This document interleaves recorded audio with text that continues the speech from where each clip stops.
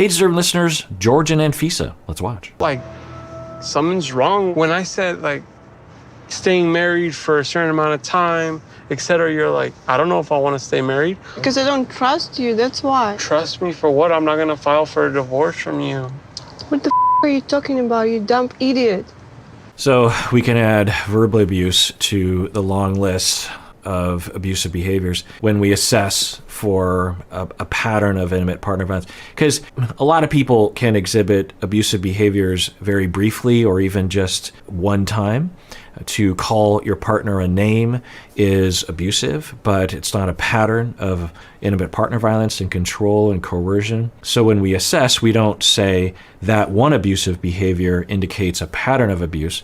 When we're looking for a pattern of abuse, which is the more concerning issue, meaning that we really have to reprogram the perpetrator often because they don't recognize that what they're doing is wrong or they're distorted or something is happening. Because if you just have one moment of an abusive behavior, but you don't have a personality of a perpetrator, then you can work on it. You might not work on it, but it's a lot easier to work on because it's not a pervasive part of who you are and what you believe is okay. And so when I would treat perpetrators, it would take a year or longer to reprogram them. There were so many different things that needed to be changed in terms of their personality and the way that they saw relationships or maybe even how they saw gender. For example, when I was treating court-mandated perpetrators, they had been convicted of a crime and the sentence was, part of their sentencing was that they had to attend this DV treatment group, and I was a therapist. The DV specialists were there, but one specialist was there, and then I was the other clinician in the group as a therapist, trying to work on the psychological personality aspects of this. And so there's usually like 5 to 10 perpetrators in a circle group therapy. And there were individual sessions as well, and then we would also meet with the victims a number of times. So there were 2 or 3 different types of perpetrators as an umbrella category. One was the quintessential perpetrator that I've been referring to, which has the personality traits and the history and the trauma that result in them feeling like this is an okay thing for them to do. They might feel like, well, it's not good to do all the time, but at least in the moment they feel like, yes, this is completely justified, this is normal. And then another group was the people who didn't have that personality, but they had a general anger problem. And usually we tried to screen those out and send them to a different group, which was just for anger management, emotional regulation. Perpetration groups were based a lot on this reprogramming. We had to tell them that the sky wasn't blue. We had to tell them that the way they see things is not rational. We had to really wrestle with them on that. And there was a lot of debate. And that's why it was great to have group therapy, because the more senior group members that had been in there for a year or 2 had already been deprogrammed and would be able to speak directly to the newer perpetrators and say, look, I was like you before, but let me tell you what I learned, instead of just us professionals telling this new person that. And so there was this revolving door of people coming in and people leaving. And so there was usually a group of more senior group members that had seen the light and were like, oh, you're just like me when I came in here. Let me tell you what's going on. And so we would utilize that. So there was the quintessential abuser, and then there was the person who didn't have those personality traits, but they just had an emotional regulation problem, and so they shouldn't be in the group, and they only needed a shorter treatment protocol. And they would really kind of muddy up the group, because when you're treating the perpetrators and 1 or 2 of them don't really have that personality, they're just like, why are we talking about this? I don't understand. And so the third group were individuals who, usually because they were intoxicated, they did something that was very uncharacteristic of their behavior, not only in terms of their personality, but also in terms of their emotional regulation. Most of the time, they're able to regulate their emotions. They don't believe it's okay to hit their partner, but something happened and they did something that was wrong and they were convicted. And maybe even there was mutual abuse that was happening, at least in that moment. And the way that the justice system saw that person was that they were a perpetrator, and they would be in our group occasionally as well. They were rare, So along those lines, you can commit an abusive act, and maybe even an extreme one, and not have a personality that is that of an intimate partner violence perpetrator or quintessential perpetrator. So what we're looking for is a pattern, we're looking for the internal justifications of those behaviors because it feels okay, it feels congruent, it feels fair, it feels justified.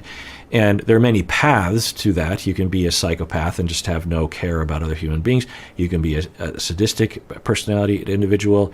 You can be indoctrinated into that. You could have seen that a lot. You could have a lot of distortions regarding how you see the world based on your personal traumas. But the pattern is still there, that there's a lot of behaviors that indicate abuse and entitlement and justifications for it. And even almost, and particularly if the person has a plan to do it, like they're like, well, if he gets out of line, I'm definitely going to let him have it. Or if they say, well, if he gets out of line and he pushes me too far, then he's going to get what he's going to get. So with Anfisa, we definitely see the pattern. I don't know if it's indicative of who she really is. We can never know. It could just be completely fabricated for the show. But as a professor, if I were to show, even if I said this is a fictional story, this is actors acting, I would say this is a good example of what someone looks like in the beginning of a relationship when they are an intimate partner violence perpetrator, and it will likely get worse over time. So even in this moment, we see George is trying to work with her. He's not raising his voice. He's even kind of saying that he's sorry for what happened in the law office, which is atrocious. I mean, he did insult her and call her immature, but on the scale of things, he should not be the one that is trying to bridge the gap. He should be like, did you just hit me and then almost hit me a second time in anger? So he's trying to be reasonable. He's trying to reason with her. And she is just on the tail of having hit him hard. And then we heard in a later one-on-one interview, she's like, I don't have remorse. He deserved it.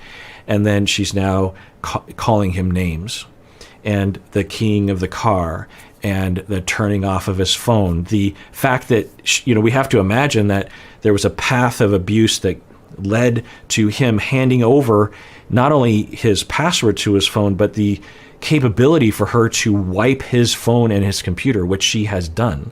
The calling on the phone call, the berating, it's like, yes, this is a clear example of abuse. This is a quintessential representation of an intimate partner violence perpetrator. Not only insulting, not only controlling, but violent, and really disturbing to watch. I just want to be protected from your debt, and that's all. Okay. And what's the deal? But when the question came up, it just started to raise flags for me. What about when I was telling you I date you for the money? That was not a red flag back then? No. So you're basically saying that you're just dating me because I can buy you things. Yes. Yeah, and who knows, but I think all of that was either made up or a minority element of their relationship. It seems like what she's saying in the car is it's like they're ignoring the fact that she's abusive. They're returning back to the conversation around whether that he's in debt and that he lied to her, which was wrong, and I've talked about that extensively, and it may be an indication of his personality as well. And yeah, absolutely, he lied, and that was wrong, but that doesn't justify hitting him or berating him. It doesn't at all. You can say, I'm highly concerned about you did that. I can't believe you did that. You lied to me. That's wrong. You can say those things, but to call him names, to hit him, to key his car, no, no, not okay. Honestly, I was not thinking about that. I was obsessed with you. I was thinking about being with you, and I was totally blind to that, to little things like that. So at first... Okay, you heard me earlier talking about how he could apologize effectively, and I role-played an example, and an element of that was, I think, admitting to her and admitting to himself that he is desperate and insecure and lied because of that. Not that that excuses it. in the least, but at least it provides some reason as to why he did it, and gives him something to target in himself so that he doesn't do it again, and also gives her an answer instead of, I just don't care about your feelings, which can be a rational conclusion when you're being lied to like that, and instead provides her with a more accurate conceptualization, which is, this is my problem, I'm insecure, and that's why I lied to you, which is much more likely. So he alluded to that, so he's heading in the right direction. He should have said it a lot earlier, and he should be a lot more elaborate in his explanation. Now a word from our sponsor, BetterHelp. Use the link below or use the promo code Kirk because that really helps us out. You know how I always say take care of yourself at the end of every episode? Well, part of taking care of yourself is taking care of your mind, taking care of your needs. To get our needs met, we must first know our needs, and to know our needs, we got to explore our needs. And even if you feel pretty good about that kind of thing, there's nothing like having someone who cares about you provide you with the concentrated time to really explore what you need and how you feel. Well, that's where therapy comes in, of course. And as you often hear me saying, BetterHelp can be a really convenient option for getting therapy. Also, online therapy has been empirically demonstrated to be just as effective as in-person therapy. BetterHelp is customized online therapy that offers video, phone, and even live chat sessions with your therapist, so you don't have to see anyone on camera if you don't want to. It's much more affordable than in-person therapy, and you can be matched with a therapist in under 48 hours. Our listeners get 10% off their first month at betterhelp.com/Kirk. That's betterhelp.com/Kirk. Take care of yourself and get the therapy that you deserve. When Anfisa would say that she's marrying me for money and the green card, I would blow it off like it was a joke or something, like she's just being sarcastic. But I'm starting to realize that that joke is becoming more of a reality as time goes on. Yeah, I was wondering about that too, that it's a joke. I still think, so I think it serves two purposes. One is that it's a joke to be, well, maybe a number of purposes. One, it's a joke that she can say to be funny.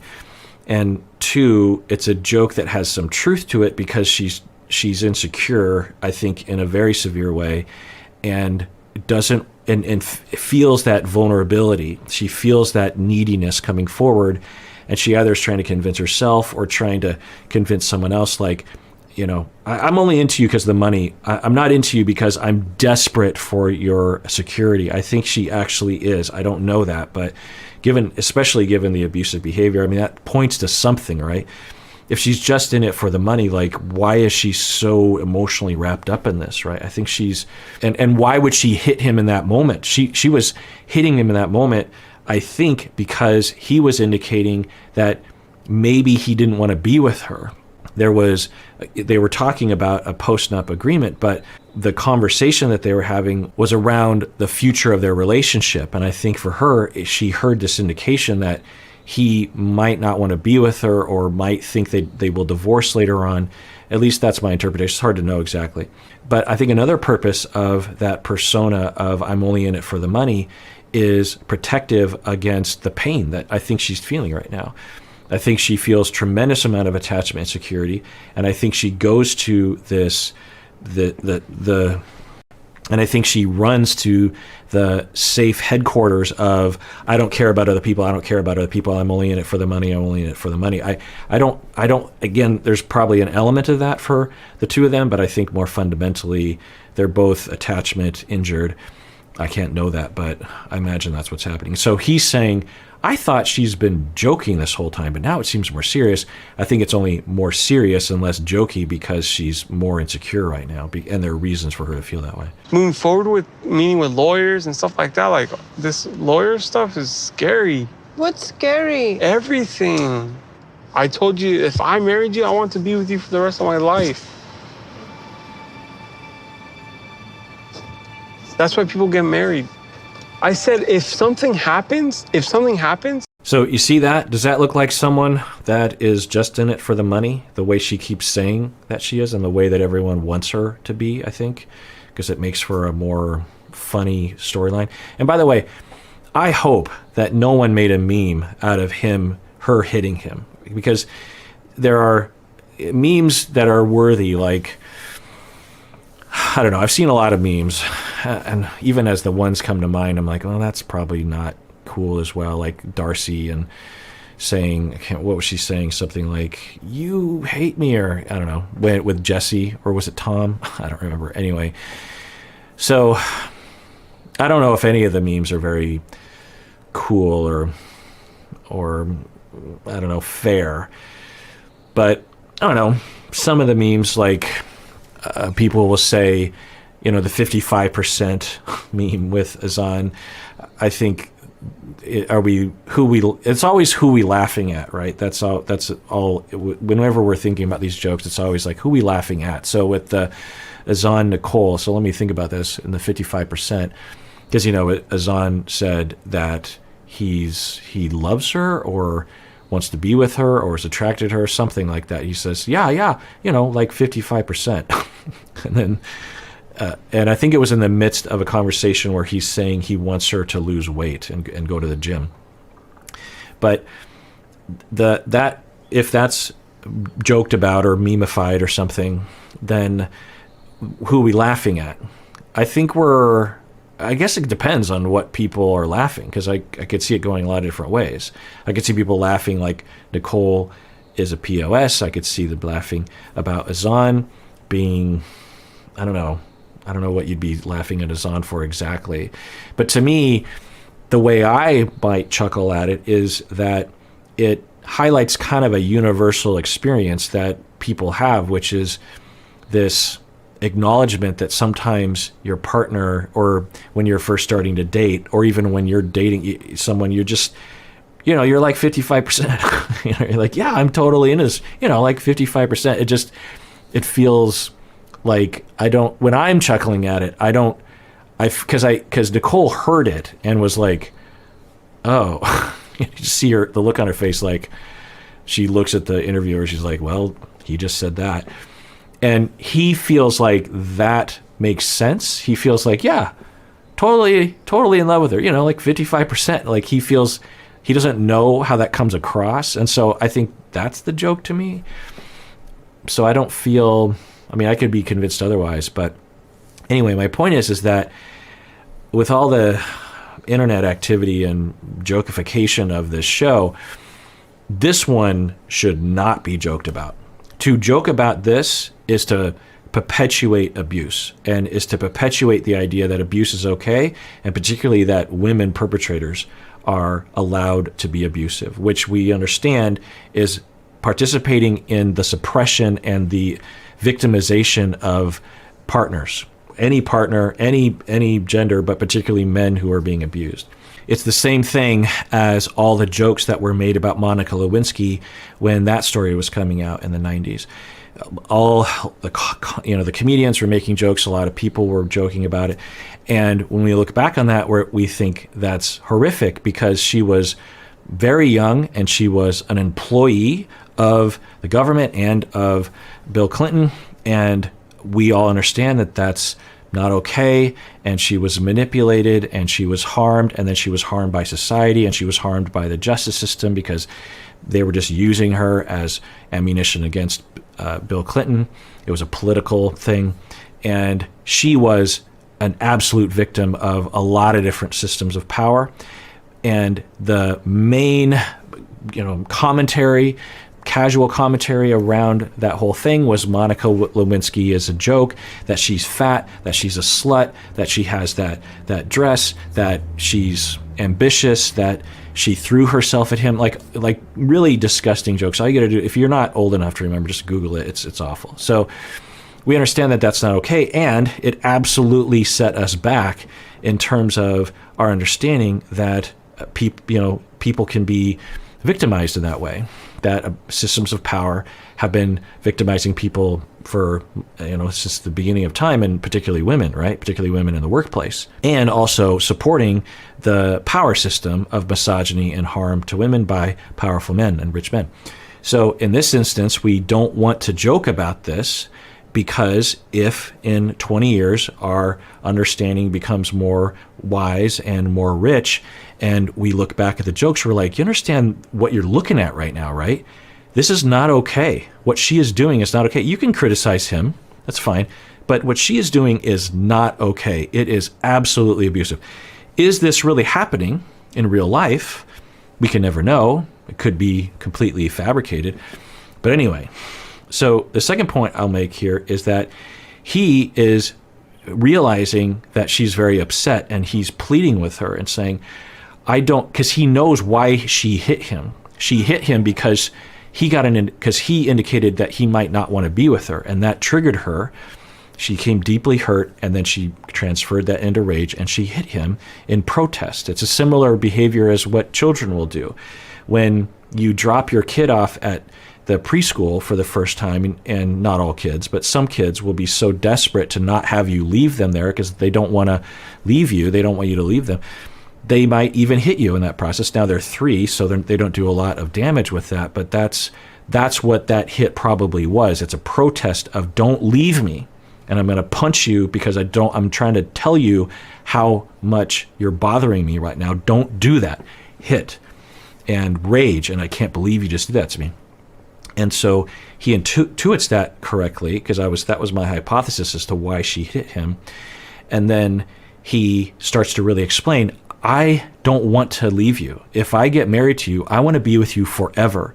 That's the meaning of marriage. And that is convincing to her of, oh, okay, he really does want to be with me, which I believe is a central feature of her desperation and behavior and emotional dysregulation in the relationship. She believes that, and she warms up and she starts to cry. Is that the face of someone that's only in it for the money? No.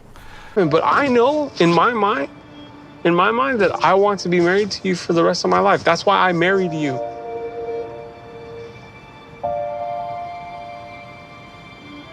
Marriage is not a game. At least that's not what I think about it. I think if you're interested in this couple, this scene, I think, is much more indicative of what's actually going on in the relationship, and particularly when the cameras aren't there. 99% of the time, they're talking about money, and she wants money, and he doesn't have the money. But I think the vast majority of the time, what's really happening is what's happening right now, where she is sad and feeling hurt, and he's trying to reassure her. And so I'm guessing this is what's really going on in their relationship. I don't believe George when he says he wants to be with me forever. He's been lying to me since the very beginning. Yeah, and that's a natural consequence of lying to her. And I did hypothesize that really for anyone, if you get lied to in that way, the way she has, it's natural to question, wait, does he really even want to be with me? Does he really love me? But I think particularly for her, that worry is always there, and then with the lie, it makes it even worse. All right, well, that does it for that episode. Everyone out there, please take care of yourself and take care of others, because we all deserve it. We really, really do.